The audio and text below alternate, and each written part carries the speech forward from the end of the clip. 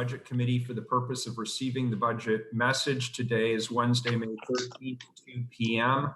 All members of the Budget Committee members received copies of the budget on Friday, May 8th. Carla, could you please call the roll? Hardesty. Here. Udaley. Here. Fritz. Here. Wheeler. Here. Under Portland City Code and state law, the City Council is holding this meeting electronically. All members of the council are attending remotely by phone, and the city has made several avenues available for the public to listen to the audio broadcast of this meeting. The public can also provide written testimony to the council by emailing the council clerk. The council is taking these steps as a result of the COVID-19 pandemic and the need to limit in-person contact and promote physical distancing. The pandemic is an emergency that threatens the public health, safety, and welfare, which requires us to meet remotely by electronic communications. I'd like to thank everybody for their continued patience, flexibility, and understanding as we manage through this difficult situation to do the city's business. And now we will have Kimberly Branham, the Director of Prosper Portland, to kick us off presenting the budget message.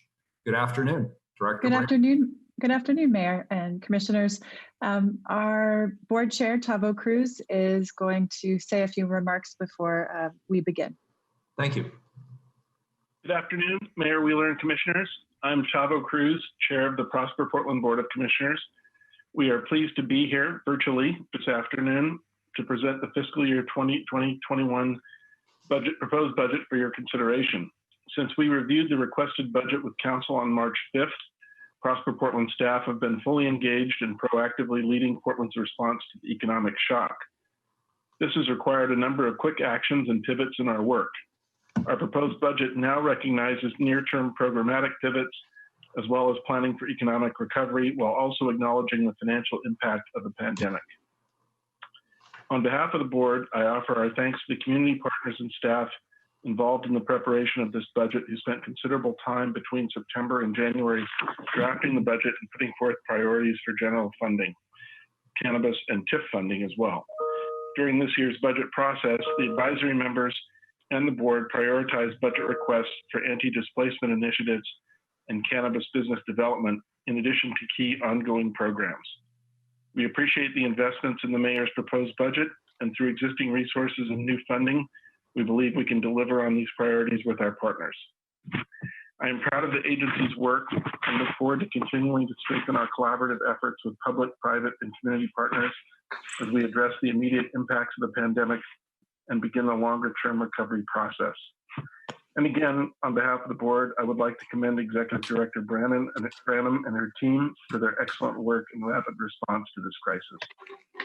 The Prosper Portland team, along with our partners, is resolute in its commitment to the equitable prosperity and future of this city.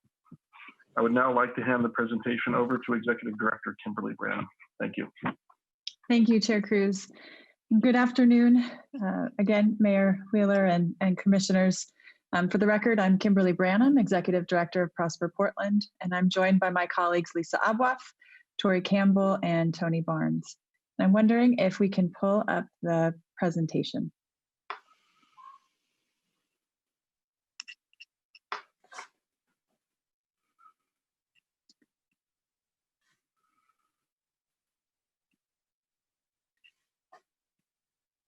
All right, so while that's moving forward, I'll just begin by saying how much we appreciate the opportunity to discuss our proposed budget with you this afternoon. I'm going to provide an overview of the budget and discuss how we're addressing the financial and economic impact of COVID and our high-level budget priorities. And then Tony and Lisa will share how those priorities show up in the programs that they lead with their teams. And finally, Tony Barnes is going to describe key components of our agency's long-term forecast. So while we do have 25 slides, we promise to move along at a good clip, and we ensure that we will have plenty of time to answer your questions. All right, so next slide, please.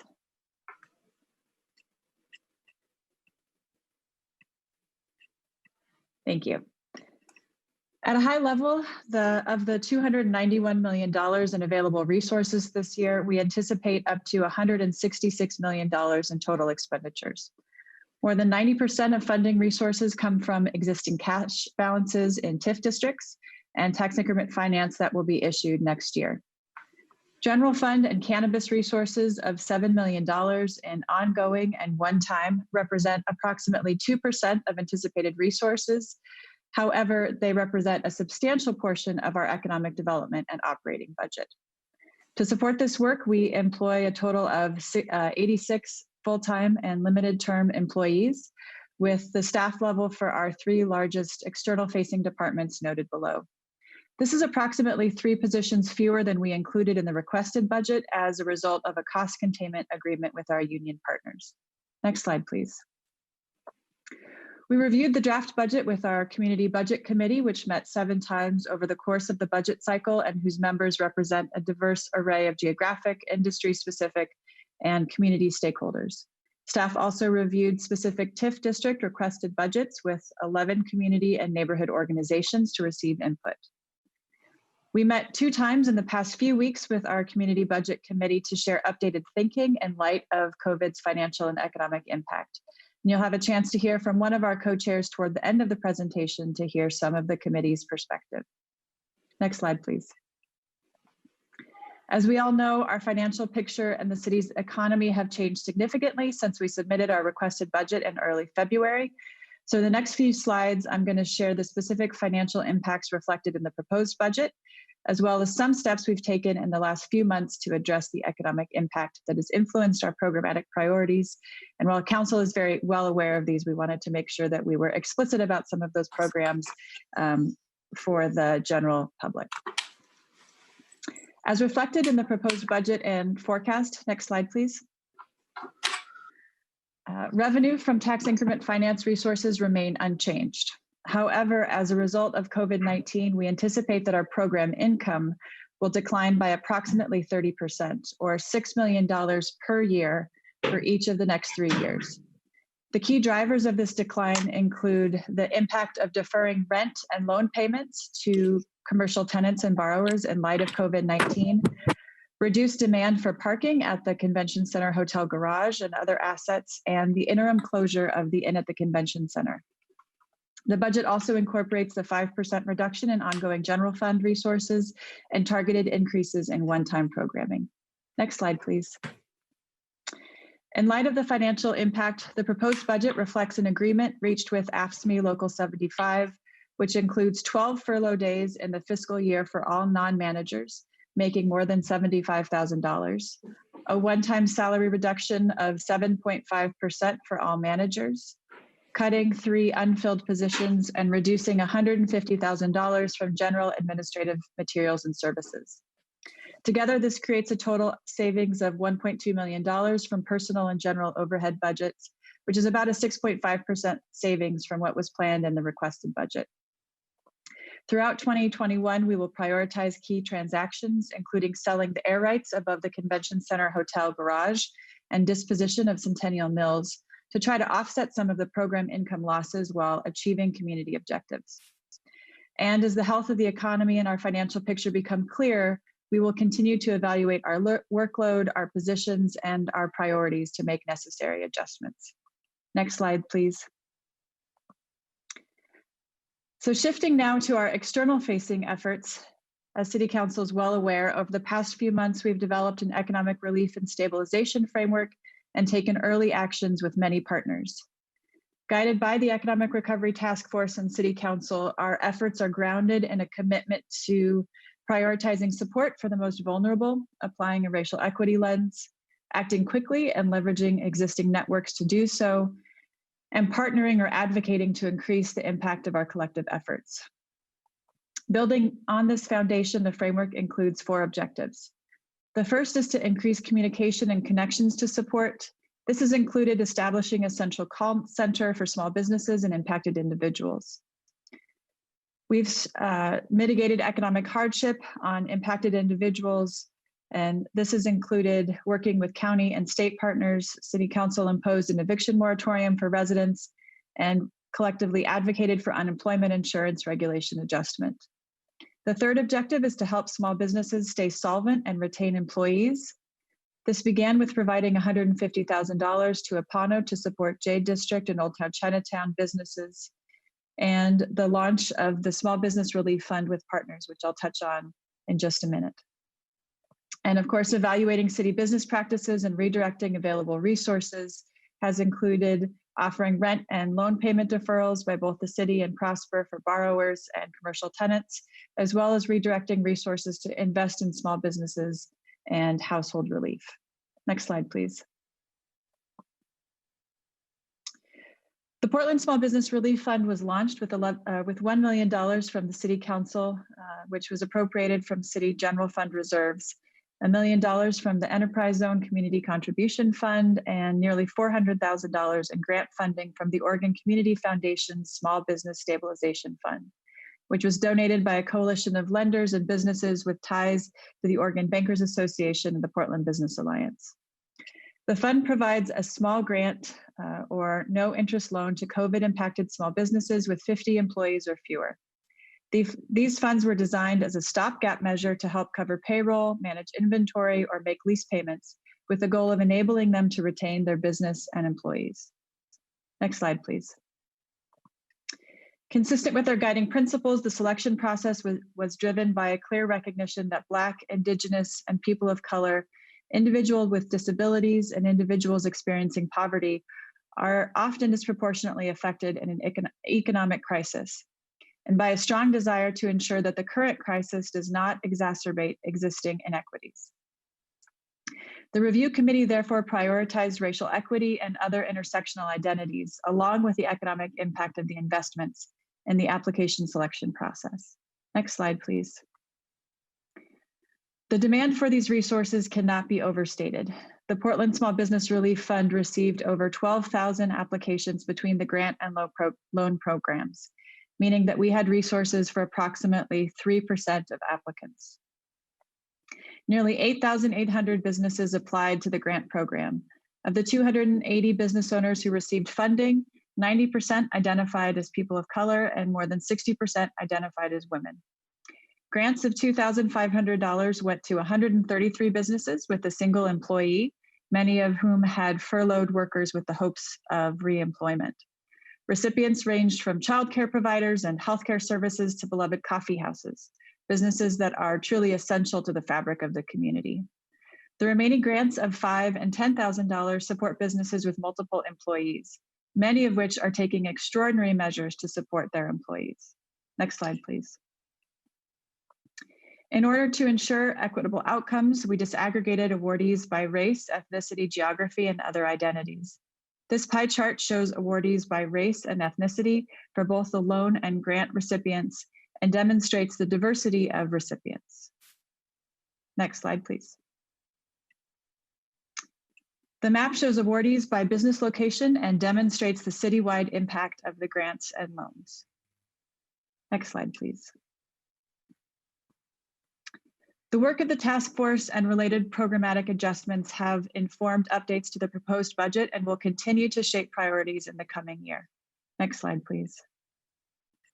Prosper Portland's proposed budget implements programs and projects that are critical to ensuring an equitable economic recovery in the years ahead, and aligns with the overarching priority of building an equitable economy as articulated in our 2020 strategic plan. The budget builds on the networks, plans, and investments made over the first 5 years of the strategic plan implementation, and directs the Inclusive Business Resource Network, the Neighborhood Prosperity Network, our traded sector business development, and our community-based action plans and tax increment finance districts towards economic stabilization, adaptation, and recovery. Next slide, please. In line with the relief and stabilization framework, as well as the strategic plan objectives, the budget seeks to deliver on 4 priorities. The first is household recovery and relief through increased access to support and employment for impacted individuals. The second is business stabilization and recovery by equitably retaining and creating, or in some cases, recreating business assets. The third is community partner stabilization and recovery to maintain the capacity of critical economic and workforce development partners. And the fourth is neighborhood stabilization and recovery through our community development investments to mitigate displacement. Next slide, please. Looking back to the most recent fiscal year for which we have complete annual data, you'll see the reach and impact of these programs. With nearly 3,500 jobs created, retained, or placements made through our economic development activities. Nearly 1,500 adult and youth served through our workforce development programs, with 61% of participants identifying as Black, Indigenous, people of color, or BIPOC. More than 1,000 businesses served through the Inclusive Business Resource Network, of which 72% identify as BIPOC and 58% as women, and 23% of construction funds contracted to certified firms, exceeding our goal of 20%, with 20% awarded to D, M, or WBE firms. We invested in nearly 50,000 square feet of affordable commercial space pilots across the city and provided 35 businesses with $1.2 million in Prosperity Investment Program grants, 68% of whom are BIPOC owned. And finally, we provided $1.5 million to 24 local nonprofit organizations through community livability grants. As we look forward, we hope to expand the reach of our workforce, business technical assistance grants, and construction equity programs in the year ahead, given the programmatic pivots that you'll hear more about from Tori and Lisa next. Next slide, please. And with this, I'll pass it on to Tori Campbell, our Economic Development Director. Thank you. Thank you, Kimberly. Good afternoon, Commissioners. Good afternoon, Mayor. My name is Tori Campbell, Director of Economic Development at Prosper Portland. And I want to take the next couple of slides to share a little bit more around how we have really repositioned our programs to really be in a posture of supporting recovery with a strong equity lens. We realize that in light of the changing landscape after the COVID-19, this was a must. So the first slide shows the work that we are doing within our entrepreneurship and community economic development teams. The 4 programs that are highlighted here we'll start with workforce. Our desire there is to pivot towards what we call light touch support. So that means providing light touch support within workforce navigation services, which are designed to help create a more localized opportunity to engage those who are seeking employment or wanting to improve upon skills. We know that in this season with just a tremendous drop off and loss of employment, this position and this role is going to be even more vital. We also know historically that oftentimes, particularly within Black and Indigenous communities, the numbers are oftentimes double what we experience just as a whole. And so we realize that this work is going to now more important than ever before. With respects to our Inclusive Business Resource Network, we've already shared briefly what our numbers were last year. We are increasing our light touch assistance, which basically allows for up to 5 hours of technical support, as opposed to traditionally our more long-term, which can be up to 30 hours. We still believe that will be necessary, but we really at this point want to touch more businesses across the city and providing guidance and assistance to navigate the new waters of COVID-19. We do also anticipate we will still provide very thoughtful and culturally responsive small business support, in particular to BIPOC communities and cannabis firms, as well as focusing on repivoting how we do our work online with our Mercatus and our My People's Market. So in that instance with Mercatus, which is an online platform that elevates the unique stories of entrepreneurs of color in our city, as well as it is a directory that helps with procurement opportunities, we want to boost that content, create more opportunities and business promotion to ensure that businesses are able to continue to find new markets to grow their business platform. We also have Waiting in Lieu, our My People's Market. I'm eager to have it start as soon as we have the green light and are able to navigate phase 3 of the overall opening strategy for our state.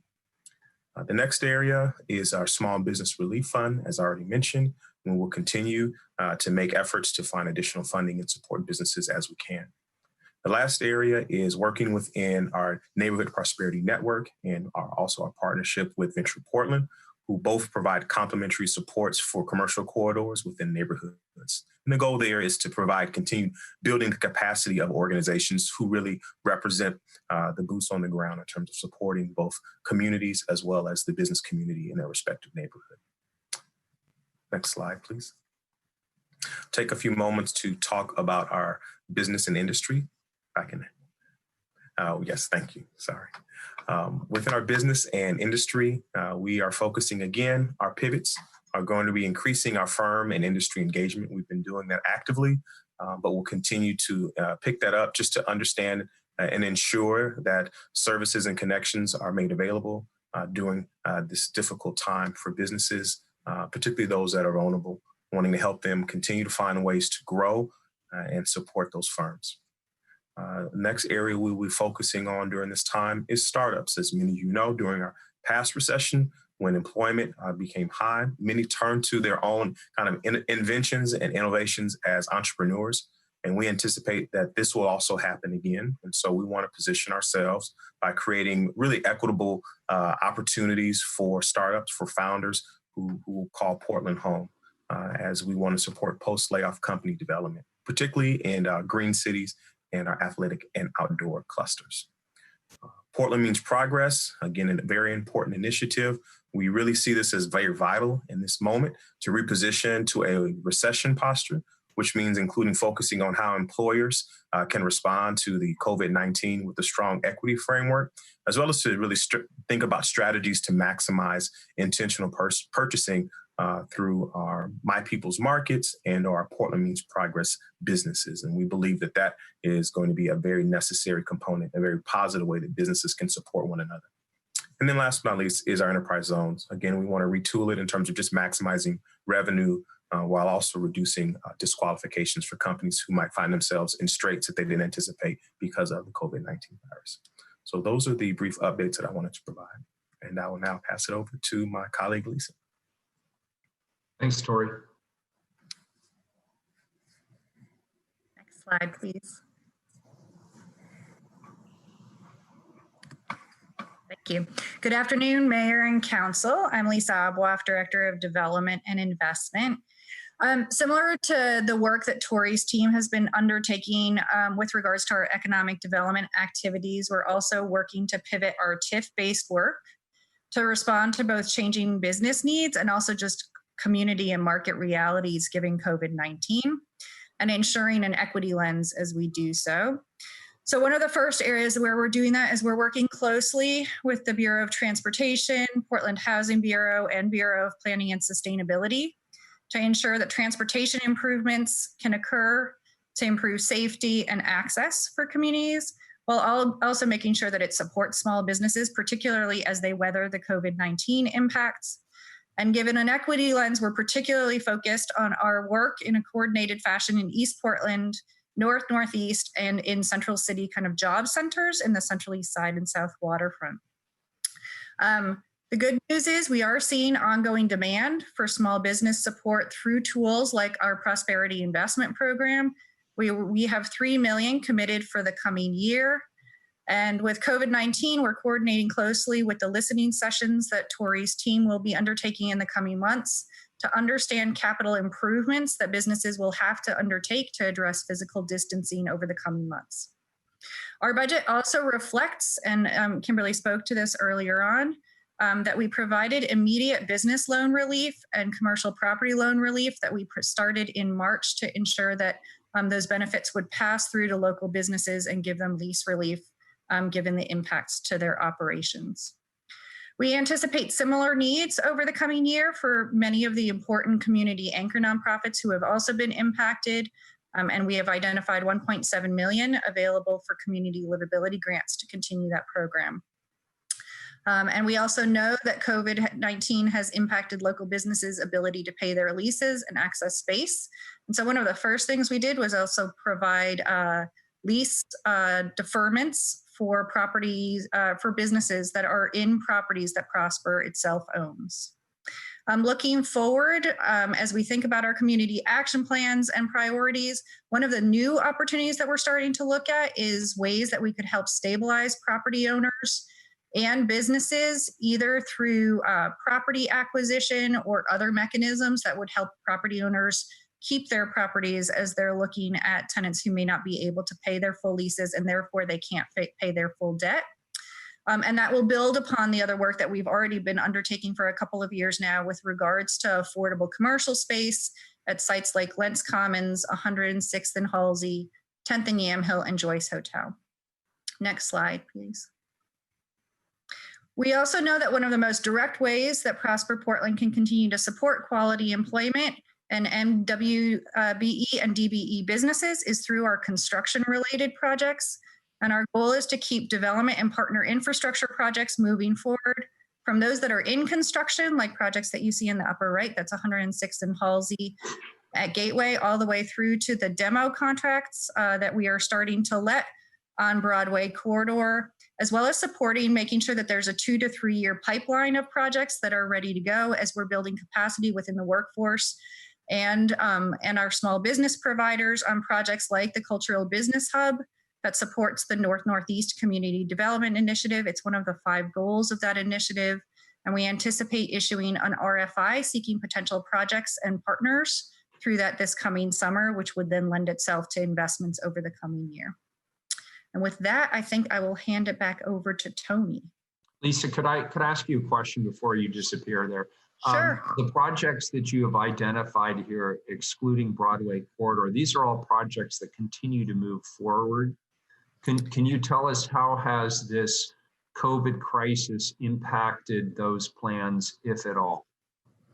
Yeah, it's a great question. To date, we have not heard any impacts to commercial development that was in process or underway. So unlike, I know we've had this conversation with the Housing Bureau that was tremendously impacted. The housing tax credit program has been impacted. We're not seeing that impact on the commercial side of the market. And so we're continuing to pursue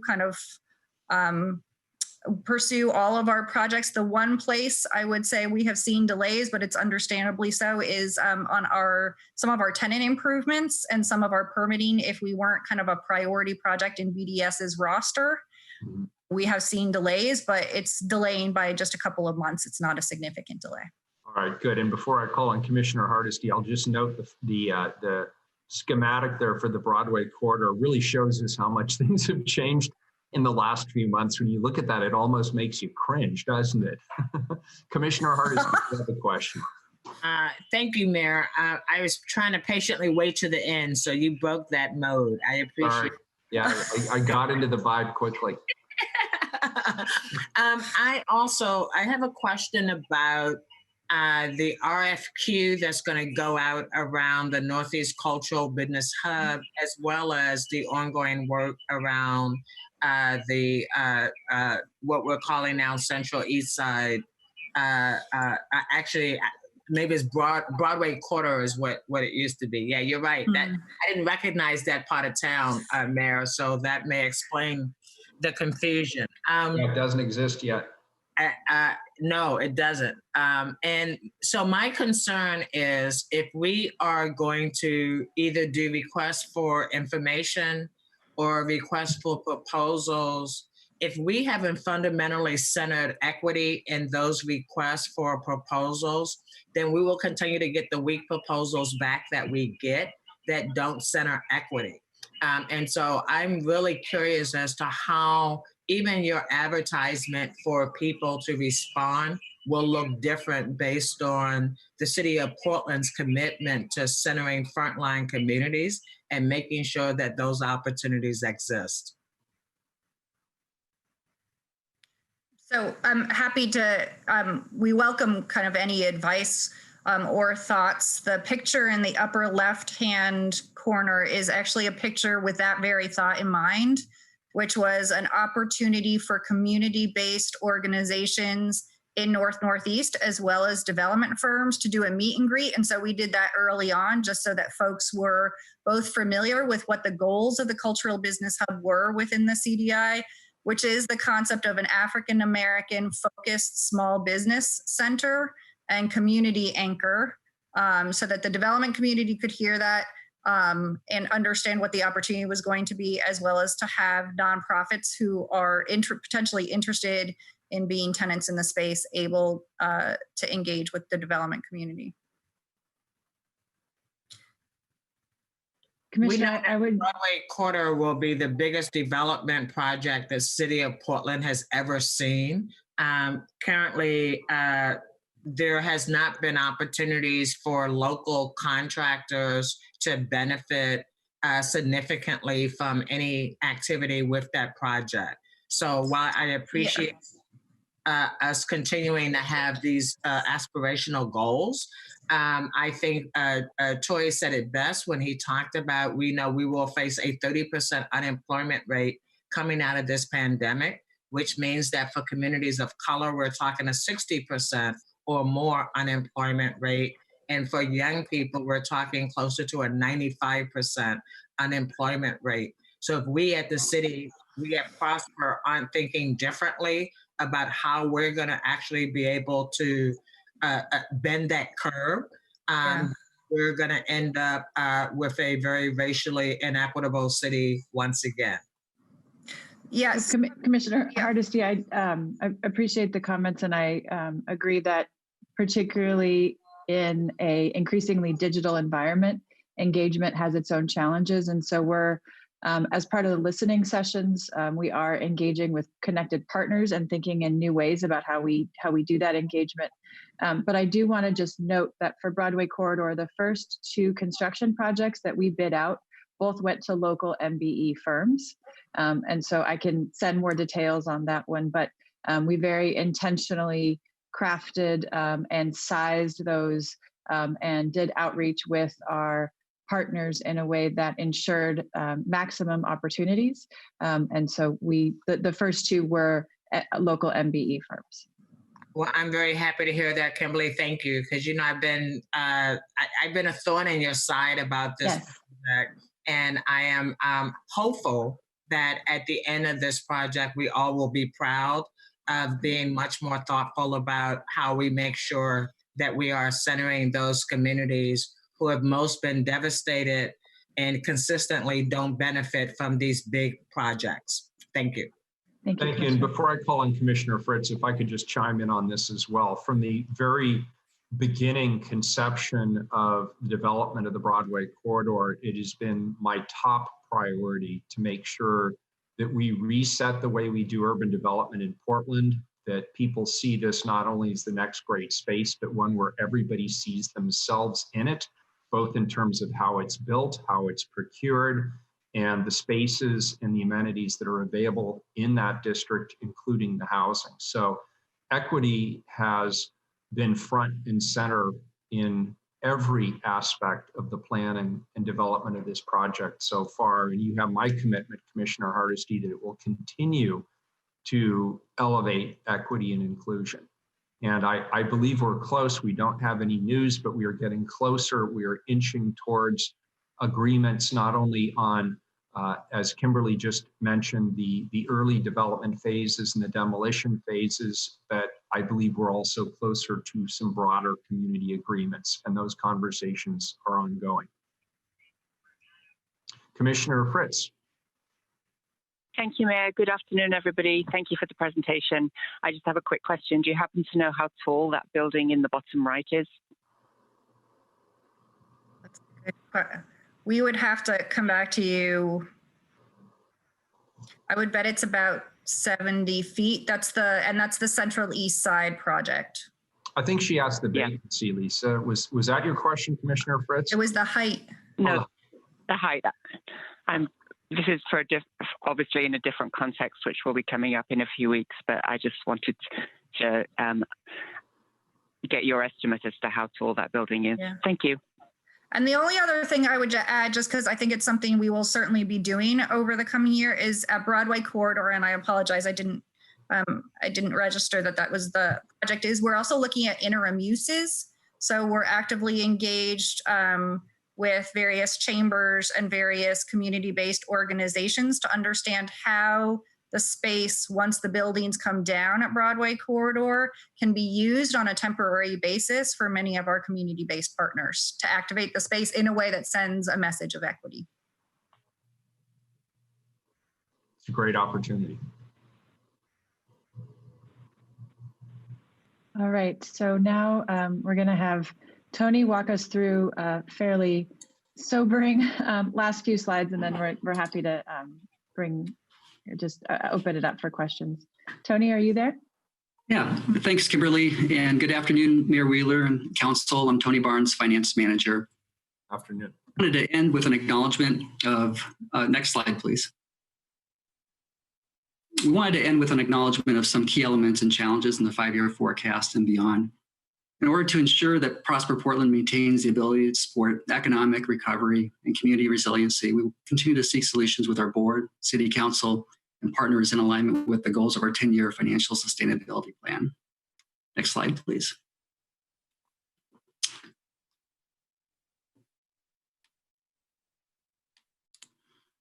So as a reminder, Prosper Portland's budget and forecast includes resources from 16 tax increment districts. This includes 6 neighborhood prosperity districts, shown in green, that will produce revenue through 2023. 4 expired TIF districts, shown in blue, that retain assets but won't produce new revenue. And 6 active districts, shown in yellow, which will issue new tax increment debt proceeds between 2021 and 2025. Next slide, please. As a result, in the next 5 years, Prosper anticipates approximately $600 million in resources, including about $228 million in beginning fund balance, with $373 million in new resources anticipated, as illustrated in the graph here over time. Of the new resources, about 60% comes from new TIF proceeds, 29% from program income, and 12% from general fund and other public resources like community development block grant. With these totals, there's about $122 million committed to the housing set aside, which is about 54% of the new TIF resources. So while significant resources remain available in the next few years, the TIF cliff is really squarely within the 5-year forecast. Next slide, please. So in the coming year, we'll be working to address 2 key issues that, in addition to the TIF cliff, could have significant and thus programmatic implications.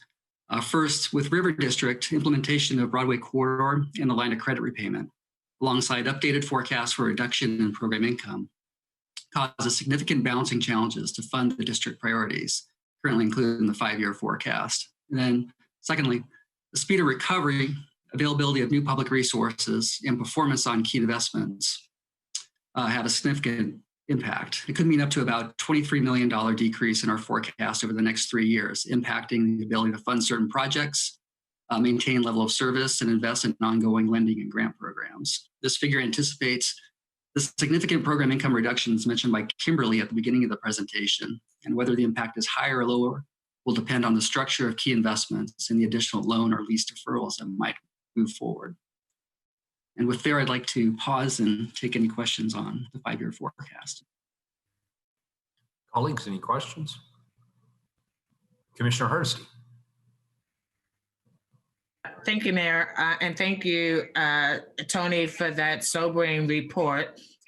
We've been knowing about this TIF cliff coming. And so I guess just knowing what we know about this cliff and resources coming,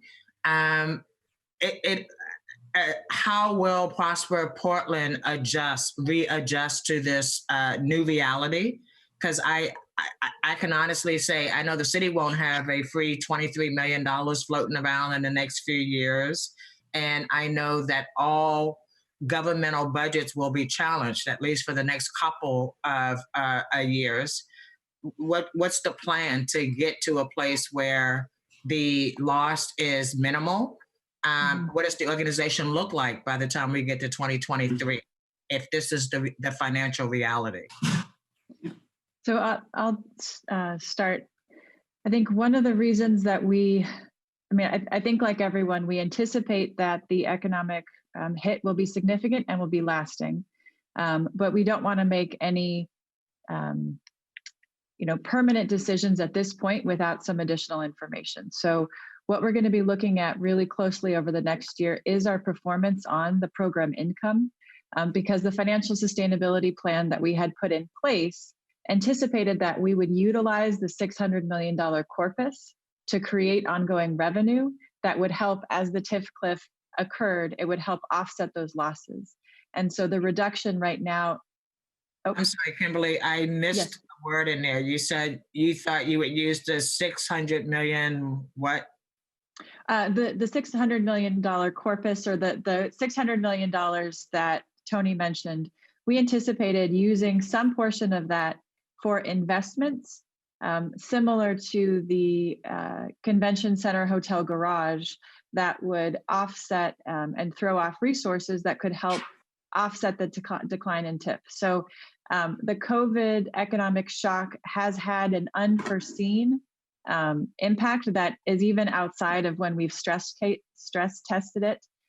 So I think we want to put it out there and let you know that we aren't sure yet what the full impact is going to be. But this is something that we are going to be looking at really seriously, and we'll be coming back to our board and to City Council with some options as we have more information about what the actual program income decline is. So I think that's where we are right now. Thank you, Commissioner Udaley.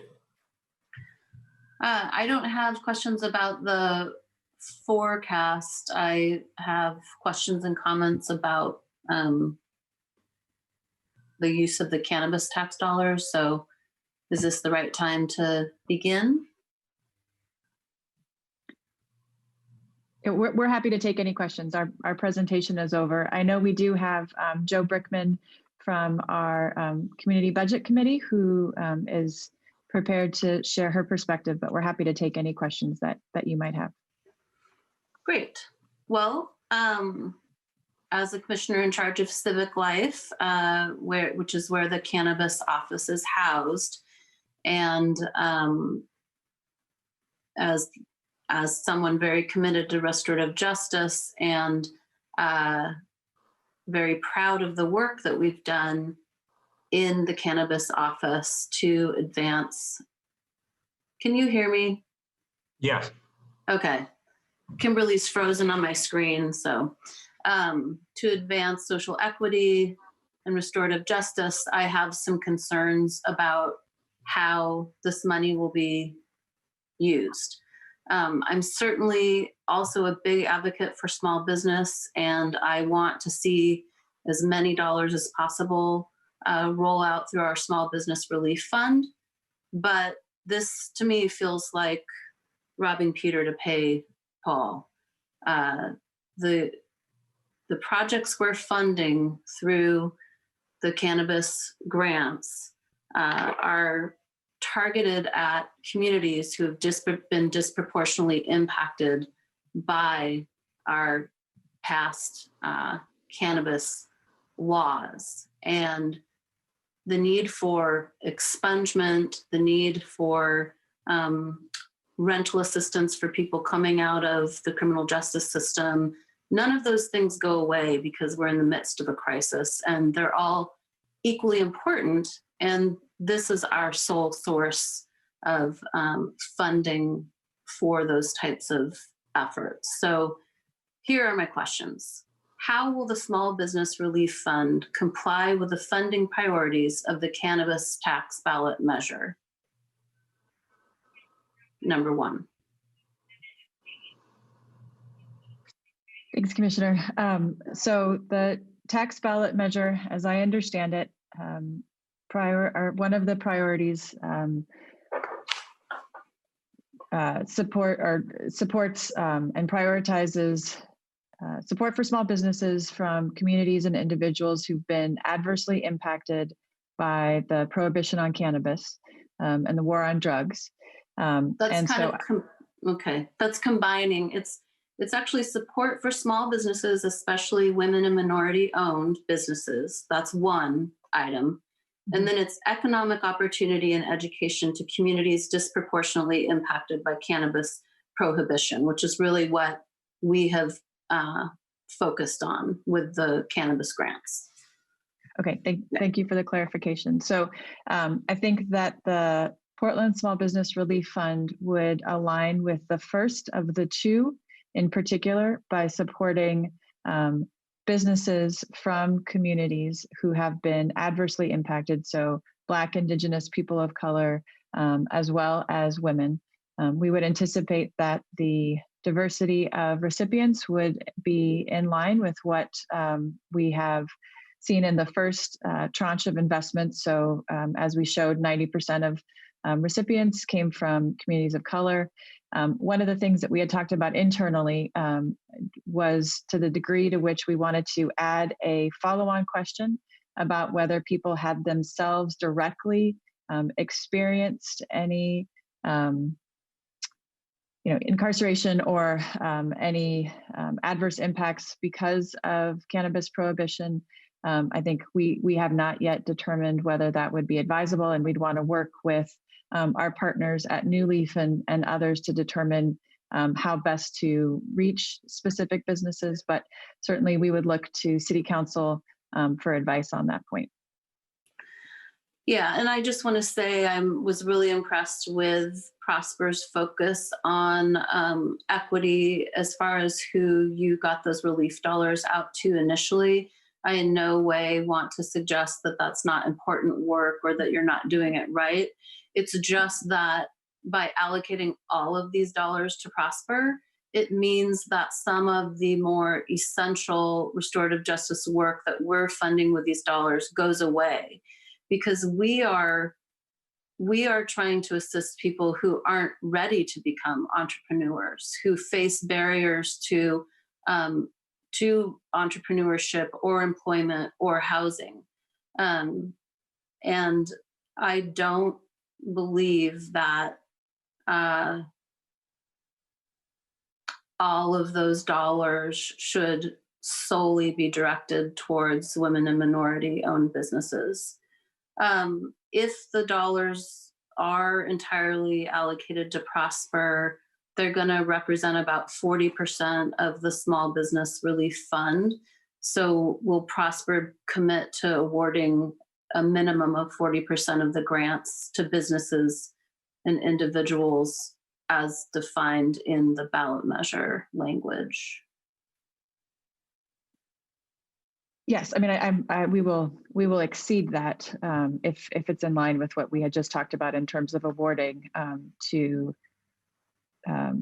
Black, Indigenous, people of color, and female-owned businesses. I think are, as I mentioned, so just by sort of context of the 12,000 people, business owners who applied, more than half were business owners of color, and more than 60% were female entrepreneurs. And so there is a huge number of businesses who applied for these funds who would meet the criteria that have not yet received funding.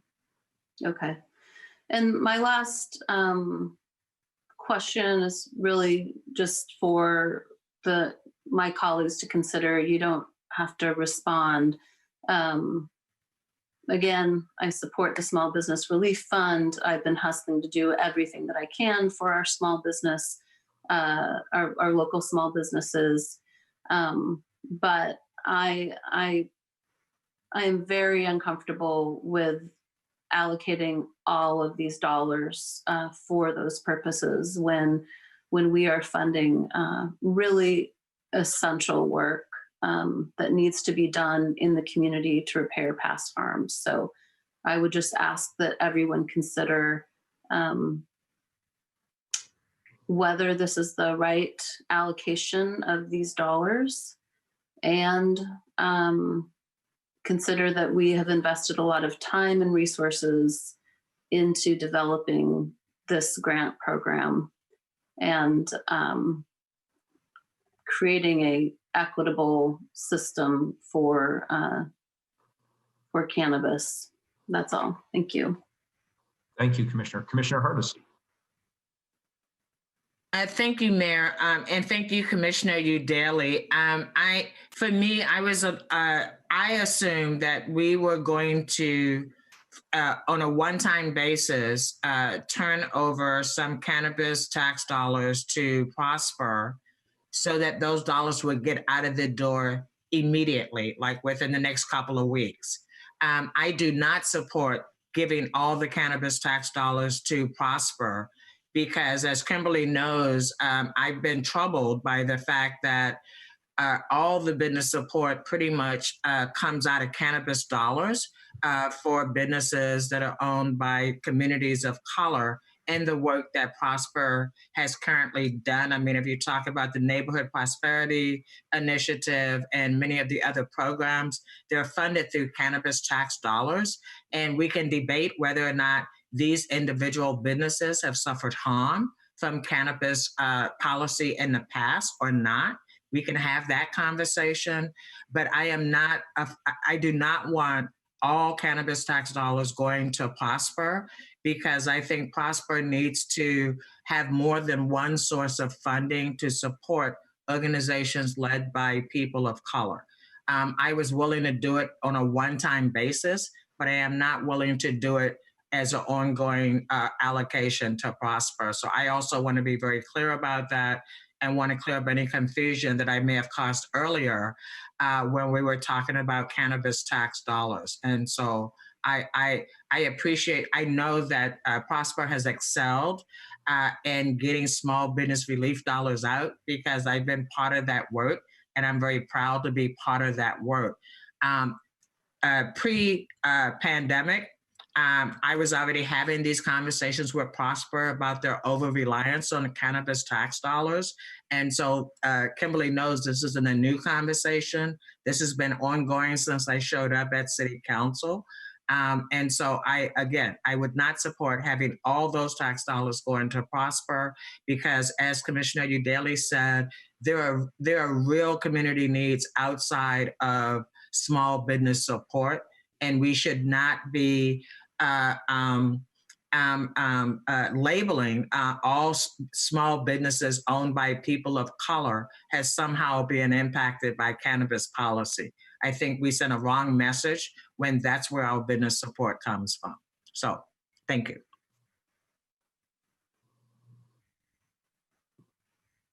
Any further questions at this juncture? Commissioner Fritz.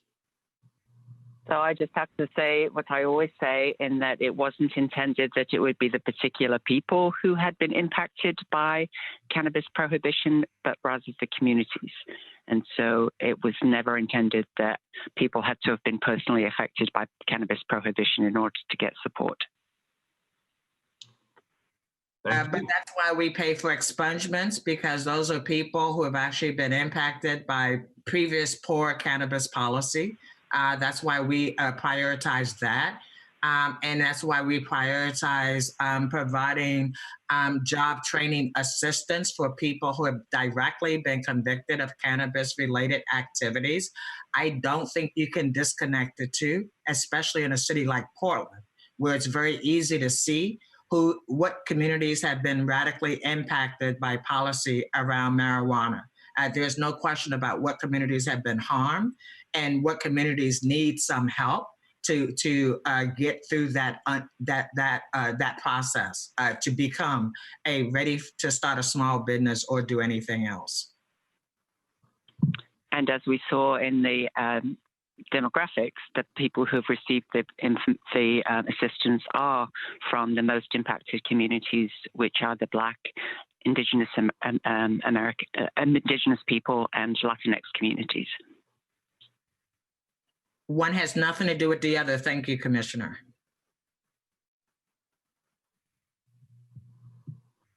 All right. Does that complete your presentation, Director Brandon? It does. All right, very good. So in a moment, we are going to get to public testimony. Before we do that, at the beginning of the meeting, I usually have legal counsel read the rules of decorum. If legal counsel could read those rules now before we get to public testimony. And Carla, that'll give you a couple of minutes to get the list organized. And Mayor, just as a reminder, I think we have Joe Brickman as invited testimony from the Community Budget Committee. Very good. Why don't we do this? Why don't we have legal counsel read the rules of order and decorum, and then we'll get to Joe. Perfect. Thank you. Okay. To participate in council meetings, you may sign up in advance with the council clerk's office for communications to briefly speak about any subject. You may also sign up for public testimony on resolutions and the first readings of ordinances. The published council agenda is at portlandoregon.gov/auditor, and it contains information about how and when you may sign up for testimony while the City Council is holding electronic meetings.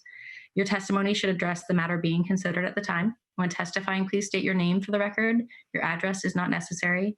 Please disclose if you are a lobbyist, and if you are representing an organization, please identify it. The presiding officer determines the length of testimony. Individuals generally have 3 minutes to testify unless otherwise stated. When your time is up, the presiding officer will ask you to conclude. Disruptive conduct such as shouting, refusing to conclude your testimony when your time is up, or interrupting others' testimony or council deliberations will not be allowed. If there are disruptions, a warning will be given that further disruption may result in the person being placed on hold or ejected for the remainder of the electronic meeting. And also please be aware that the city council meetings are recorded. Very good, thank you. And Kimberly, is Joe the only invited testimony for today? She is, yes. Thank you. All right, Joe Brickman, you're up. Welcome. Good afternoon, Mayor Wheeler and commissioners. My name is Joanna Brickman. I go by Joe. I'm the Deputy Director of Virtue Lab and the co-chair of the Prosper Portland Community Budget Committee. Thanks for the opportunity to provide brief testimony today on behalf of the 22 volunteers that serve along with me on the committee. Our team worked with Prosper Portland staff over the course of the fall and winter to become acquainted with the breadth of Prosper Portland's work, understand the implementation and the trajectory of the agency's strategic plan, to review your priorities as mayor, discuss draft Prosper Portland work plans, scrutinize draft budgets for both the general fund and TIF districts, and to submit our recommendations. And then the world turned upside down. Last week, our committee had the opportunity to be debriefed by Prosper Portland staff as to the mayor's proposed budget, ongoing relief and recovery planning efforts, and plans for CARES Act funding. We truly appreciate the proactive steps that have been taken to both speedily respond to the impacts of the pandemic, to plan for recovery, and to thoughtfully reposition the budget. Committee members share a common concern about maintaining the core programs that will continue to play a critical role in ensuring the resilience of our communities and the economy. And in light of this, we encourage the council to prioritize federal CARES resources to ensure these proven and successful programs are continue to be supported in their efforts to assist its businesses seeing the greatest impact from COVID-19. So thank you for allowing me to join you today, and best of luck. Thank you, Joe. And I just have to say, I'm completely envious of your little office space. That looks fantastic. I promise I'm not on a boat. I know it looks like I am. Oh no, it's awesome. It's totally cool. I love it. Thank you. But one of the positive things of the Zoom experience is you sort of get just a little micro look into people's personal lives, their artwork, their plants, sometimes their dog, their cat jumps into view. I was a little worried that my dogs were going to make an appearance this afternoon. We've seen it all. Trust me, we've seen it all. And roommates unwittingly walking through in various stages of undress, but really cool looking place. And thank you for your leadership and your service. We appreciate it. Commissioner Fritz and then Commissioner Hardesty. I'm sorry, I forgot to put my hand down. Oh, no worries. Commissioner Hardesty. Thank you, Mayor. And thank you. Where'd she go? Oh, Joe. Joe disappeared. Joe brought up a question that I think is really pertinent to this conversation. It's the, I guess I'm kind of concerned about how the economic impact task force work feeds into some of the decisions that the city council will be faced with. I think I heard Joe say something about investment of CARE Act dollars, and the city council, to my knowledge, has not had our work session on setting our priorities about how those dollars will be invested. And so it just raised a little warning sign for me about how the work of the task force, which I'm loving, how that work is separate from the work that the city council's deliberation will determine how we invest those dollars. So I just want to make sure there's not a disconnect between what people think we're doing as far as the economic task force work groups and what the reality is about where those decisions will be made. Commissioner, I'm happy to answer that. And actually, just before this presentation, we were looking, we put together an infographic because we want to make sure that it's very clear. I think verbally we've been very clear that City Council makes determinations. You know, I do it every 2 weeks, but yeah, no, exactly. It scares me because this is assumption that this work leads to funding, and I want to be crystal clear that that is not, at least my expectation yet. Yeah. Understood. So we'll share that and make sure that everybody involved has that information. Great. Man, I saw you looking a little freaked out about that. No, not at all. So that completes our invited testimony. Carla, how many people have signed up for public testimony? We had 10 people register, but I see we have 5 on the line. Okay, well, our next item, it can't start till 3:30, so let's give them 3 minutes each. And if you could just call them in their respective order, and we would ask everybody as you come online just to state your name for the record. That'd be super helpful. Thank you. Okay, the first person is David Kress. Good afternoon, David. Hello. Hello, Mayor and council members. My name is David Kress. I'm one of the producers of the show Shrill and Documentaries Now. Today, I'd like to talk to you a bit about the history of the Portland Film Office and what a success that office has been.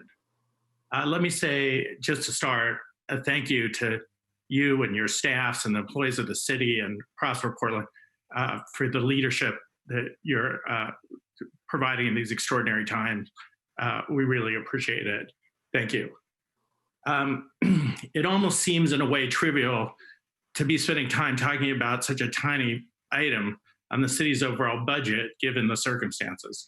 However, we do think cutting the film office would be an extraordinary mistake and the wrong move, especially in light of what's likely going to be tremendous downward pressure on the city and state's economy. As a proud Portlander, I've been involved in the Portland film community since long before the Portland Film Office was created. In fact, the last time I appeared before council was in 2002 when the film office was created. I provided some testimony then. Back in 2000, the city council recognized that the film industry could be very beneficial in diversifying our local economy. States and cities were competing for the good living wage jobs with healthcare and retirement benefits the film industry provided. The city wanted the knock-on effect to other businesses and tourism that the film industry could bring. They appreciated that this diverse economic element could be brought to the city with little investment in infrastructure. They knew what we needed was a faster response to permitting requests and more coordination between bureaus and regional coordination with the state's divisions, especially the Tri-County area where the lion's share of the business was generated. They also could see that the local indigenous media ecosystem would benefit from the additional equipment and expertise that these large outside productions brought to the city. They really had it right. Since 2005, we know we have generated over $1.5 billion of economic activity in the region. All that, and the city does not have to pave one road or install one street light for us. The industry has helped shine a bright light on the city's attractions and been a big driver of visitors to the city. What's even more important now in this time of likely recession, that the film and video industry will more than pull its weight by jumpstarting some of the industries hit hardest by this pandemic. The Shrill show that I produced alone last year in season 2 spent $350,000 on hotel rooms and restaurants. Our Portland payroll was $5.6 million, and we spent $240,000 on rental car taxes and parking.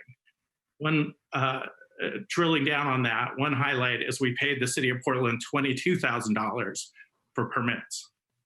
We know that if the Portland Film Office is eliminated, the city will still host some shows, but unfortunately, there's still not a practical way to coordinate the film permitting process without people. If the office is eliminated, we know our reputation as a great place to shoot will be degraded. I'd also like to point out that the Portland Film Office has been involved and has a role in helping us to create the protocols that will allow us to return to work quickly and safely. We thank Brian Lord for that. Every mayor since Vera Katz has realized there's a need for this office and retained it. Please work with us to find a way to continue this office and its important work. Thank you very much. Thank you, David. And David, I want to personally thank you for all of your contributions and volunteerism in the community. Appreciate it. Appreciate you being here today. Commissioner Hardesty and Commissioner Fritz, did you have comments on this, or is that legacy? No, I failed to put my hand down. Commissioner Fritz, did you have a comment? I actually do. I just wanted to say thank you for producing Shrill. It's one of my daughter's favorite shows, and I understand the economic benefit of having the film office. I know that the mayor does too, and I'll be looking forward to discussing what the plans are for continuing to support the film industry. Thank you, David. Appreciate it. Carla, next individual, please. Next is Lisa Sikala. Welcome, Lisa. Thank you. So my name is Lisa Chakala, and I am the Executive Director of the Oregon Media Production Association, and I'm testifying today as well on the behalf of the Portland Film Office, which was not included in the proposed budget.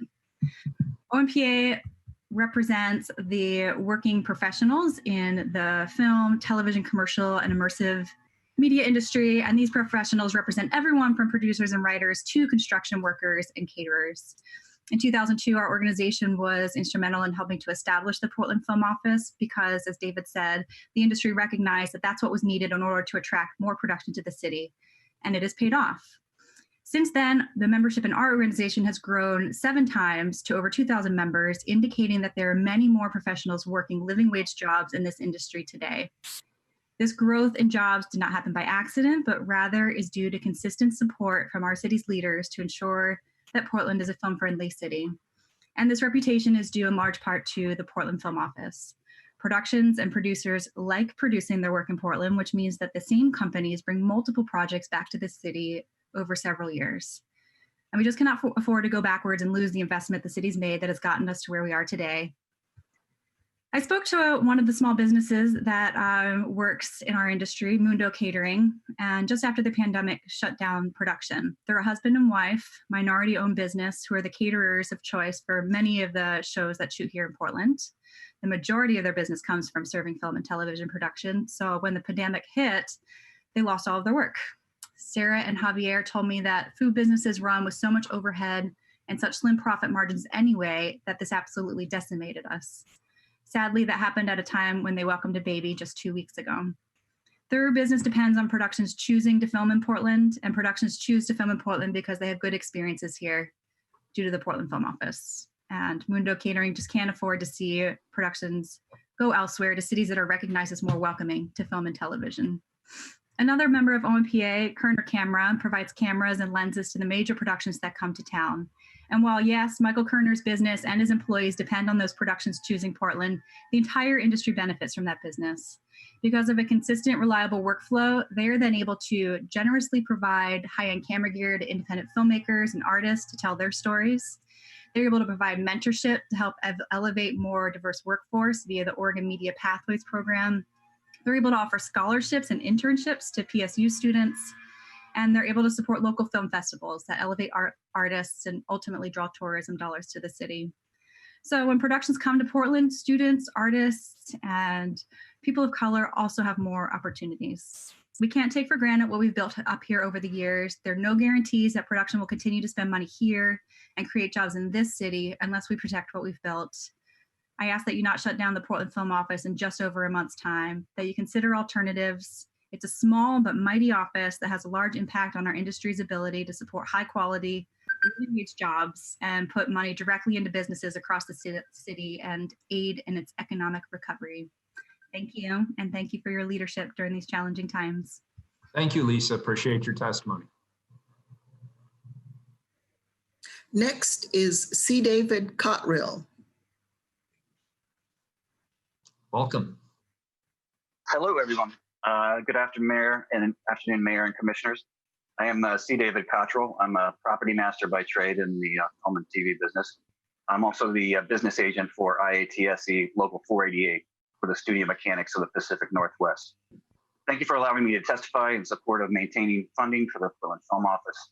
And thank you also for the important work that you're doing right now to keep Portland a great place to work and to live. IOTC 488 represents the crew working behind the camera on movies, TV, streaming projects, commercials, and other film and digital media projects. Our members work in 19 different crafts, including production, office, accountants, construction and paint, props and set dressing, hair and makeup, medics, and more. Our members literally manufacture entertainment for the world. Our jurisdiction covers Oregon, Washington, Montana, and Idaho. Our Portland crew base is currently 261 people. In the Portland Metro and Vancouver area, we have a total of 341 members. IOTC Local 600, the camera crew, has 75 members. SAG-AFTRA has over 1,000 actors as members. Directors Guild has over 40 members. And the Teamsters have 115 members working locally in our industry. As our union work has grown over the past decade, so too has the larger freelance crew base. This group of people includes non-union folks who work alongside our union members on non-union projects in motion picture, stop motion animation, commercial advertising, independent film, and other digital media. These are solid family wage jobs with benefits for the citizens of Portland and the citizens of Oregon. We understand deeply the financial crisis we face as a city, state, and nation. Our media industry itself suffered a complete shutdown as of March 13th, canceling or postponing thousands of workdays scheduled for projects already in production. In addition, the shutdown has meant the postponement of multiple large projects planned to be here through the end of the year. However, with the national demand for streaming content, we know that once it is safe to do so, we will be back to work on those projects in a minute, and other projects will be coming to Portland. Shutting down the Portland Film Office now will severely hamper our ability to jumpstart our industry. To give you a little bit of a lens on the damage that would be done, here are some projects which would not have been fully realized without the participation of the Portland Film Office. As the city's liaison between its bureaus and our industry, the Portland Film Office effectively uses its limited resources to support both individual projects as well as other important pieces of our ecosystem. To name a few, the Portland Film Office has been an active collaborator with OMPA, Oregon Film, and the unions and guilds in developing the following: the Oregon Media Pathways Program, which is our equity and inclusion-based workforce development project. Portland Film Office also established a working group made up of industry professionals, local colleges, and community groups to enhance education and training programs for the next generation of Portland media makers. The Film Office helped fund safety on set events and trainings open to the entire digital media industry. And most recently, the Portland Film Office has been instrumental in working with industry partners to establish our regional and state COVID-19 protocols for our industry to safely return to work. There will be much planning and training necessary for our industry's restart.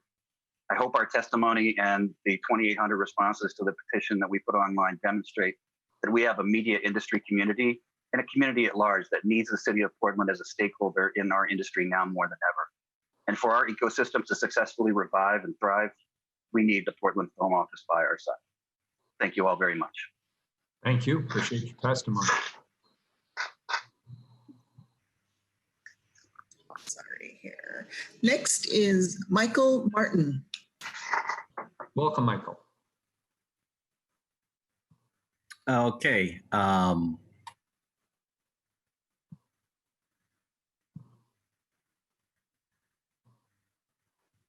Okay, you there? Yep, we hear you loud and clear. All right.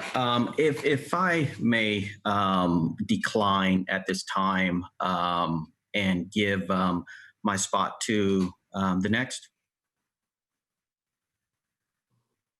Certainly. Carla, the next individual, please. Next is Tim Williams. Hi there. My name is Tim Williams. I'm the Executive Director of Oregon Film, the State Film and Media Office, and I'm testifying today again also on behalf of the Portland Film Office. Thank you for having me, and thank you for all that you do and Prosper Portland do for this city during this really hard time. It is much appreciated by all of us. The film, television, and media industry in this state has been steadily growing for the past 20 years, and the Portland Film Office has been an integral part of that growth. For the 2017-2019 biennium, we tracked $280 million of straight-up direct spending, impacting 4,000 jobs per year. During this current fiscal year, we're tracking about $150 million of direct spending, impacting 3,000 jobs over 42 different projects. At least 30 of those projects, equating to $135 million of local spending, are based and shot in the Portland metro area. This industry is going to return quickly and safely, providing a very high rate of local employment, spending on local vendors, and providing notoriety and tourism for the city in the long term. At least 3 television series are in line to restart production in Portland later this summer, as and when procedures and protocols are put in place to make them do that safely. There are more productions waiting. This industry will be the leading edge of recovery, just as it has been the only source of content that literally everyone is consuming right now. It will thrive. This was clearly shown during the last recession. Each of these productions utilizes a wide range of local vendors, including hard-hit areas like hotels, restaurants, and small businesses, and the Portland Film Office is an additive measure for Prosper Portland's COVID-19 response, a place where Prosper's Small Business Relief Fund will be amplified many times over by just one production. By way of example, the second season of the Netflix series Trinkets spent $100,000 just on travel booked through a local travel company, $140,000 in catering costs from a local caterer, and $32,000 paid directly to the city of Portland. While the feature film Timmy Failure spent $4 million in the city, employing more than 400 people in just over a month of shooting.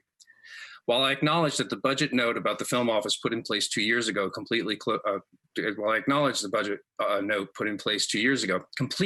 down the film office now during a budget note from 2 years ago doesn't make sense from a mission or economic perspective right now. We're now operating in a very different reality, and we need to find constructive and creative solutions to preserve this work and momentum. I am working through these same issues with my office on the state level. Without the Portland Film Office, Portland becomes a more difficult place for local and outside producers to produce work. What is now a 3-day turnaround for city property users will turn into a much less workable process. Productions and producers track this and make decisions based on ease of use and processes that make day filming easier and safer to arrange. The Film Office is also a very valued community partner, as you've heard. Our work together has included providing numerous grants for local productions to finish their projects here in Portland, as well as specific, equitable, and diverse workforce development and job opportunity creation on the sets and in the studios producing work here in the city. In short, this office of one person has made Portland the place to produce creative content here in the Northwest United States. And I ask you, please don't eliminate this small but highly effective office that does so much for the community, the industry, and the city here in Portland. Thank you very much. Thank you. Appreciate your testimony. Commissioner Hardesty and then Commissioner Daly. Thank you, Mayor, and thank you, Tim, for your testimony. So here's my question. I can still say I'm the new kid on the block until somebody else shows up on the Portland City Council. When I first arrived, I was under the impression that last year the office was going to figure out how to self-fund itself. My colleague, Nick Fish, advocated venomously that we give you one more year, give the office one more year to be able to identify that funding. I'm a little offended that we're being told that we're shutting down the office. And in fact, we're not shutting down the office. There's no one on the city council that doesn't think the office is critical. But I have to ask, what have you done, Tim, to help identify additional funding resources so that that office could be maintained without being dependent on very precious general fund dollars?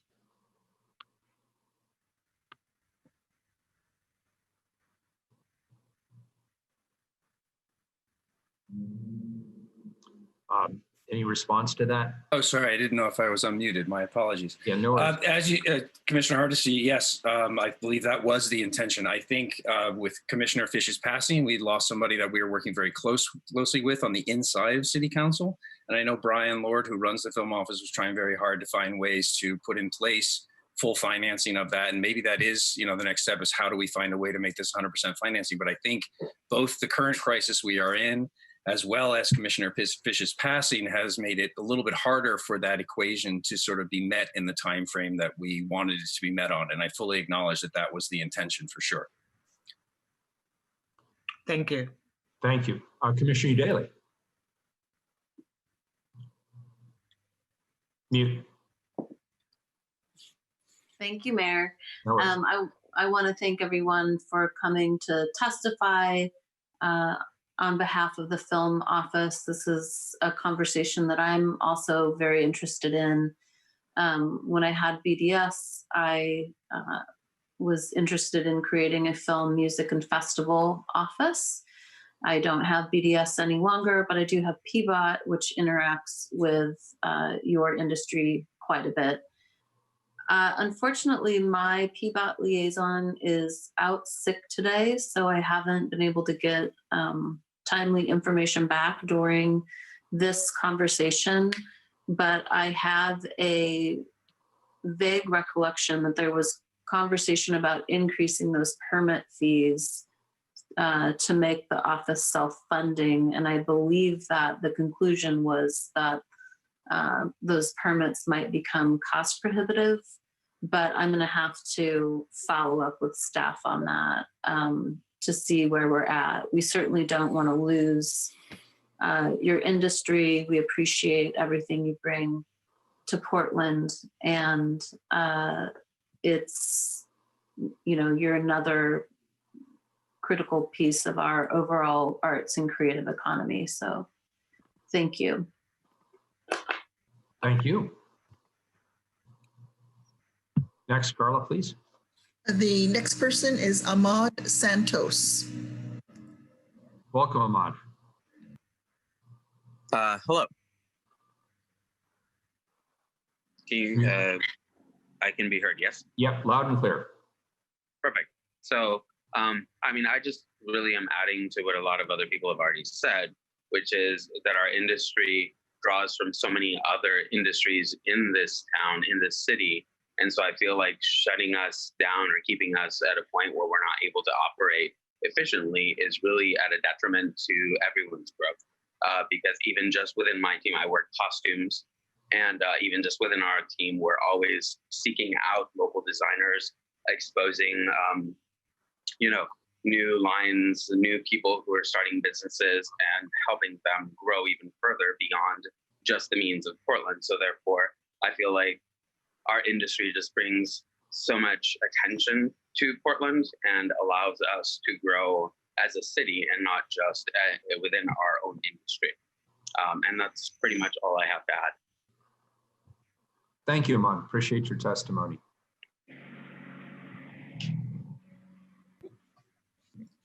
I believe that's all, unless Michael Martin was going to speak. He seemed to have declined. But yeah, Michael, did you want to speak, or are you good to go?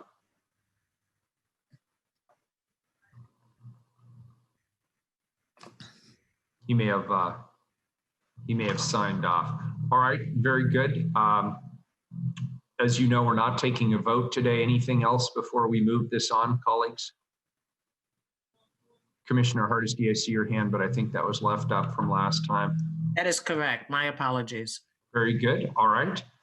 This meeting of the Prosper Portland Budget Committee now adjourns, but we will reconvene on May 20th, 2020 to take action and approve the Prosper Portland budget. I'd like to thank Director Branham, Lisa Aboif, and of course, Chair Cruz for all of your great leadership and for giving us this presentation today. Thanks to you and your entire team. Thank you, Mayor. Thank you. Thank you. It is now thank you, appreciate it very much. We will take a brief recess. We will reconvene at 3:30 for the time certain item. We're in recess. Thank you.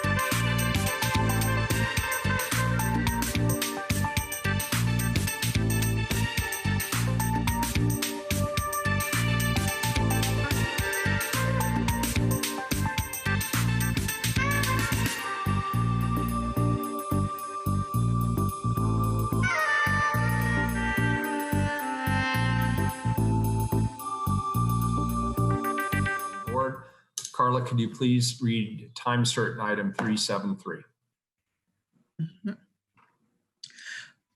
Authorize $548,094 total in grant funds for the 2020 Cannabis Social Equity Grant Program in the Office of Community and Civic Life. Commissioner Daly. Thank you, Mayor. Good afternoon, everyone. As the Commissioner in charge of the Office of Community and Civic Life, it's a pleasure to introduce this year's recommendations for the 2020 Cannabis Social Equity Grants. This is the second year of Civic Life's Social Equity Grant Program, and I'm pleased to see how the program has evolved over the past couple of years. Portland is one of the first jurisdictions with a legal cannabis market to allocate our revenue to restorative justice, and our program serves as a model for the rest of the country, and I'm really proud of it. I'm looking forward to reviewing these projects today, and now I'm going to turn it over to Kimye Uyoka and Michael Montoya and Christina Corsi from Civic Life to present on the Cannabis Social Equity Grants. Welcome, everyone. Nice to see your faces. Thank you. Good afternoon, commissioners. Good afternoon, Mayor. Thank you, commissioners, and thank you, Mayor. It seems that thank yous aren't quite enough. It is truly a thankless job, the sacrifices that you have to make of your time, energy, and commitment, although it probably doesn't feel that way because you are so dedicated. I just want to personally thank you, as others have today. My name is Michael Montoya. I am the Strategy, Innovation, and Performance Manager for the Bureau of Community and Civic Life. I also want to thank Christina Corsi and Kimye Uyoka, our staff in the cannabis program, for their heroics to stand this grant process up this year.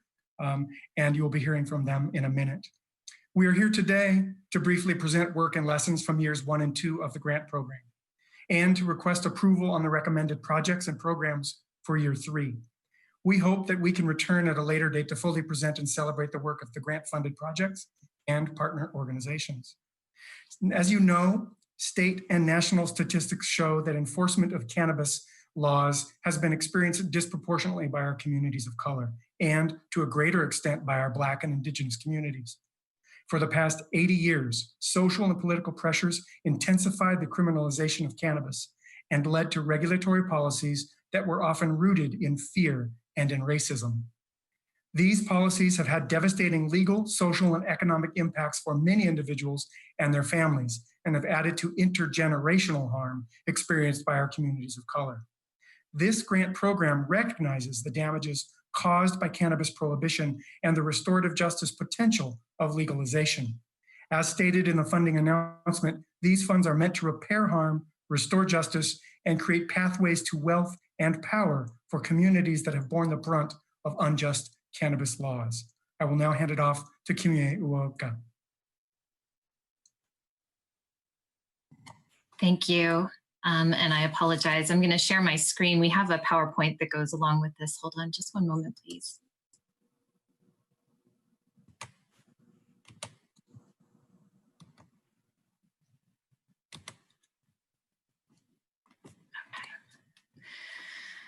Hello, my name is Kimye Uyoka. I'm the Policy and Grants Coordinator for the city's cannabis program. I'm going to share a bit about the last 2 cycles and this year's grant making. When Portland voters approved ballot measure 26-180 by nearly 80%, they intended for funds to be put towards targeted reinvestment, specifically in communities who've been disproportionately impacted by cannabis prohibition. This grant program speaks directly to that intention. To date, nearly $1 million has been distributed through these grants. The fund has supported 34 community expungement clinics, over 2,000 legal analyses for expungement, and more than 270 Portlanders have received specialized workforce training and career development support free of charge. All programs, apart from Metropolitan Public Defender Services, reported that 70 to 90% of their participants are from our grant priority communities. And although MPD's percentage is below that, closer to 40%, they alone have served more than 10 times the number of individuals identifying as Black, Indigenous, or persons of color than any of the other grantees. I need to note that these numbers do not include grants administered by Prosper or the final numbers for our year 2 grants, which are going now and will end next month, all of whom are continuing to serve to the best of their abilities during the COVID-19 crisis. In year 3, the grant and priority funding areas were informed by stakeholder engagement through the Cannabis Program's advisory body, the Cannabis Policy Oversight Team, and stakeholder feedback from year 2 listening sessions, year 2 grant applicants, year 3 cannabis community talks, information from city, regional, and national efforts in criminal justice reform and community economic development. This graphic shows a timeline of this year's grant-making process. We started our conversations with the community in late October. The grant application period opened in mid-December, and we had 4 information sessions out in different sectors of the city of Portland.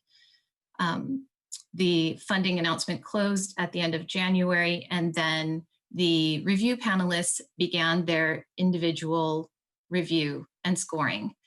As you can see, the COVID-19 crisis emerged right at the mid to tail end of the independent review. And we have spent the second half of the grant making process responding and supporting our panelists in responding to that crisis. In year 3, this cycle, we received 31 applications asking for close to $3 million in need.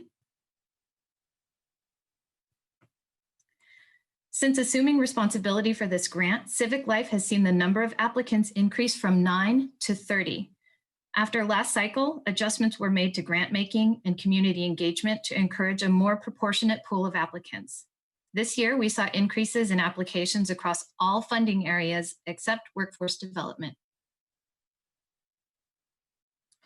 Grant applications were reviewed independently and collaboratively by a community majority review panel. The review panel was made or is made of 7 individuals, 5 appointed by you, commissioners, 1 cannabis advisory body member, and 1 city staff with funding area expertise. Since assuming administration of this grant, we have worked to ensure that the composition of the review panel is reflective of both the grant's priority funding areas and the service communities. This cycle, 1 panelist was forced to withdraw just before the collaborative scoring meeting due to personal reasons related to COVID-19. As we managed our own challenges presented by COVID, we were also acutely aware that the impact that this was likely having and would continue to have on our reviewers and our current and future grantees. Our first step was to reach out to staff, panelists, awardees, applicants, and our own advisory group to better understand the impact that COVID-19 was having on them and ask them for guidance. Based on their feedback, we decided to move forward with the grant-making process. At the review panel's online meeting, rather than jump right into scoring, we started the meeting by first asking the panel for guidance around this fundamental question: how should this grant fund respond to the current crisis? The panel discussed a variety of options for recommendation. They considered narrowing the priority areas in order to focus on a single area, and even considered dividing the funds equally amongst all the applicants and recommending that 100% go towards general operating costs. It was a lengthy and difficult conversation for the panel. Ultimately, the group decided to distribute funds across the funding areas, to fund both small emerging community programs and to support their survival and ability to serve, but also fund larger, more established programs that would be more likely to get funds and services out into the community quickly. They also accepted that they have a limited amount of information and that the funding landscape and the economy was likely to shift rapidly. They accepted that the scope of these projects and the capacity of these organizations was likely to change, and that they recommended the city offer awardees the maximum amount of flexibility possible so that they can respond to immediate community needs. The panel was also asked to consider these other questions in relationship to the current crisis. Good afternoon. My name is Christina Corsi. I am the interim supervisor and the licensing coordinator of the cannabis program. Exhibit A of our council package includes a brief summary of each of the recommended projects. We are asking council for approval to move forward with generating grant agreements for these proposed projects. I'd like to share a few of the panel's recommendations for these proposals. Social justice program, Beyond Black. Beyond Black is a small community-based organization with important geographic placement for community members in East Portland. This project focuses on building community engagement, policy awareness, and social justice. The advocacy portion of this grant was well designed. The project plans to tackle an important community-led discussion around cannabis policy and equity. Minka program, Latino Network. The Minka program uses a proven model for full youth and family wraparound services to address youth gang involvement. This program has a valuable combination of direct services and advocacy to support and empower families. The program offers a strong leadership development opportunities and support for participants. Building economic power for day laborers, BAW's Workers' Rights Education Project. This program provides workforce development and education for a high-need community that is unlikely to have access to federal emergency support programs. The program was developed through a strong model of participant-led organizational and program development. This program is a Year 2 grant recipient. Construction pre-apprenticeship program for communities of color and low-income young adults.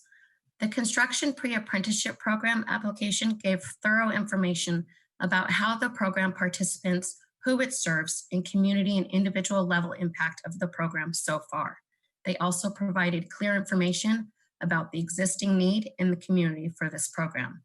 This program is also a Year 1 and Year 2 grant recipient.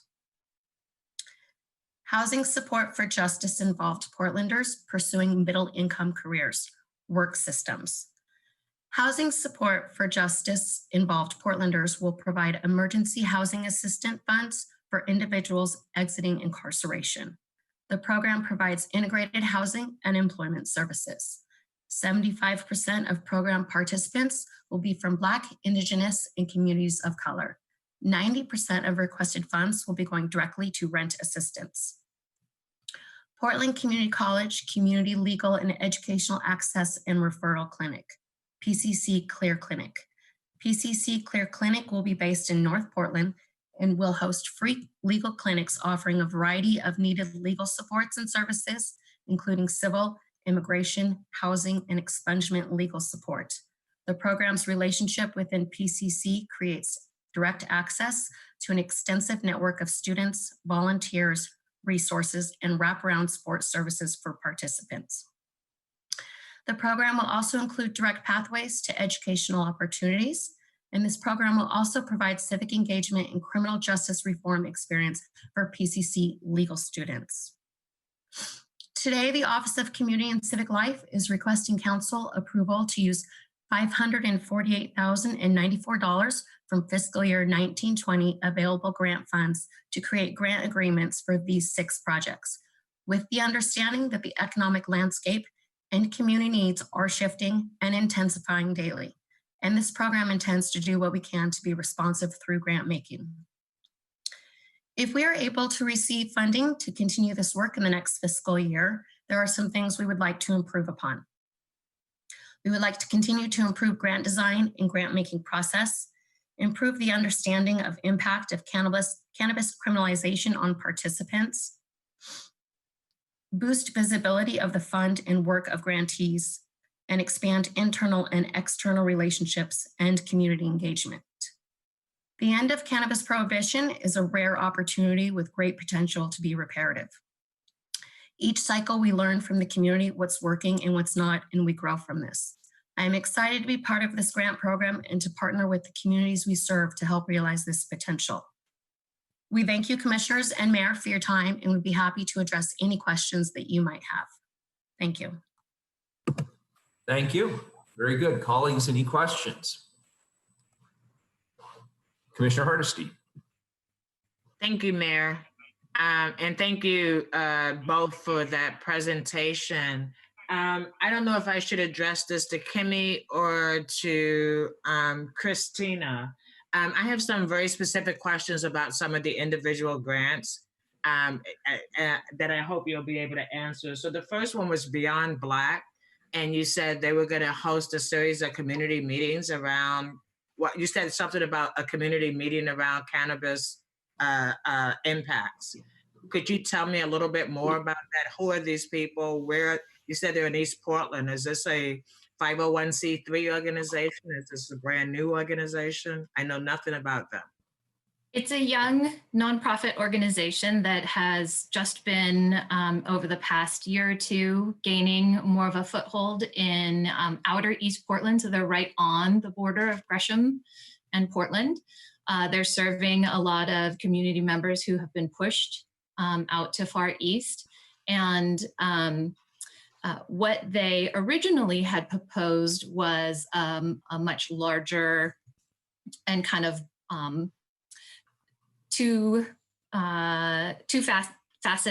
multifaceted